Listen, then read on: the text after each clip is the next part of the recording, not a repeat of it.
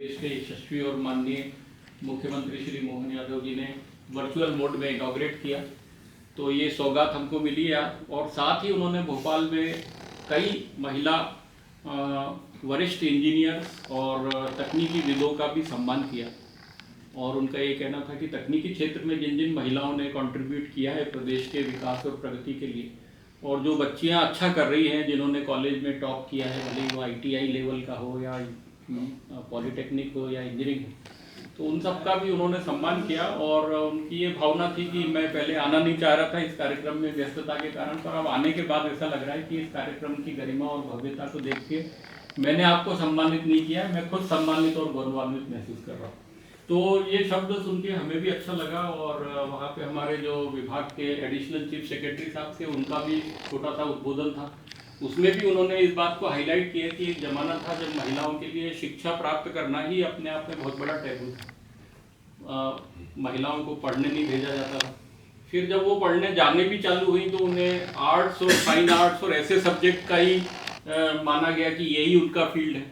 और इंजीनियरिंग में तो जैसा कि हमें मालूम है कि 78 में मैडम हमारे यहाँ से पास हुई, तो बहुत लंबी जर्नी है संघर्ष की महिलाओं का इंजीनियरिंग में।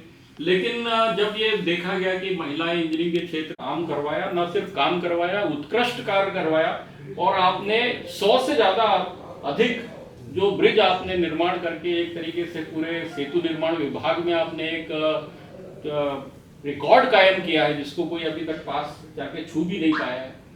मुझे लगता है कि इससे बड़ा हमारा कोई आज सौभाग्य नहीं हो सकता कि आदरणीय मैडम हमारे बीच में है।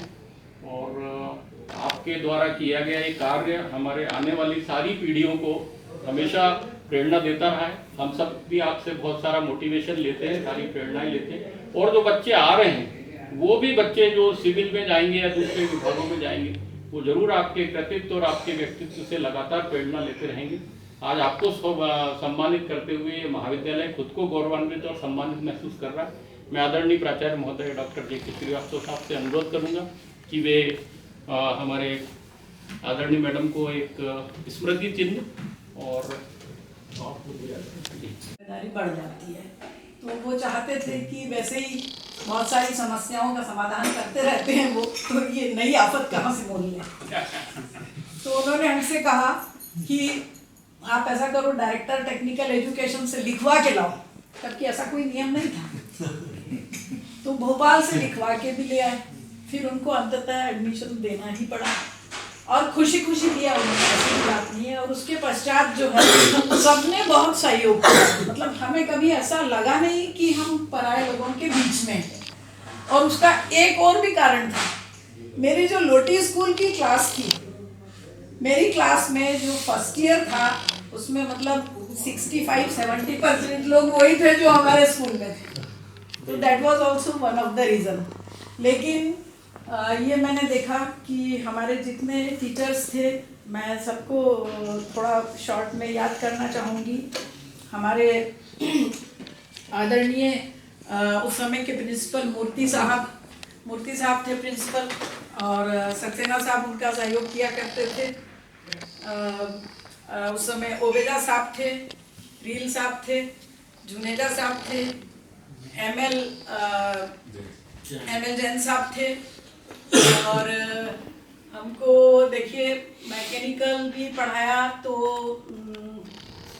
सिविल वाले परांजपे साहब थे, NK श्रीवास्तव थे, डॉक्टर NK श्रीवास्तव साहब, मतलब जो अभी भी मतलब he is quite young man.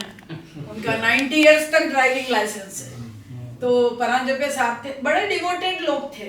और मतलब इतने डिवोशन से जितना पढ़ाते थे, स्टूडेंट्स भी ग्रहण करते थे।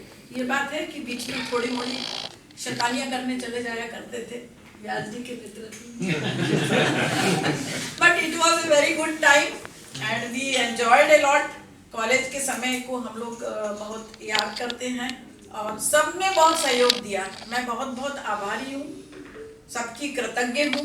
मेरे सहपाठियों ने भी बहुत सहयोग दिया, सीनियर्स ने भी दिया। कभी हमको ऐसा फील नहीं हुआ, मतलब आई नेवर फेल्ट कि मैं कोई लड़की हूँ या इतने लड़कों के बीच में पढ़ रही हूँ। और उसका मैं एक जो I am very much obliged और कृतज्ञ हूँ। और मेरे माता पिता ने भी कभी ये डिस्टिंक्शन नहीं किया। खास तौर पे मेरी माँ को मैं इसका श्रेय देती हूँ कि उन्होंने लड़के लड़कियों को हमेशा एक समभाव से देखा और किसी भी बात में मतलब there was no taboo at all. तो ये एक जो नींव पड़ी थी बचपन से, हमको कभी ऐसा फील नहीं हुआ, कॉलेज ने भी फील नहीं कराया। आज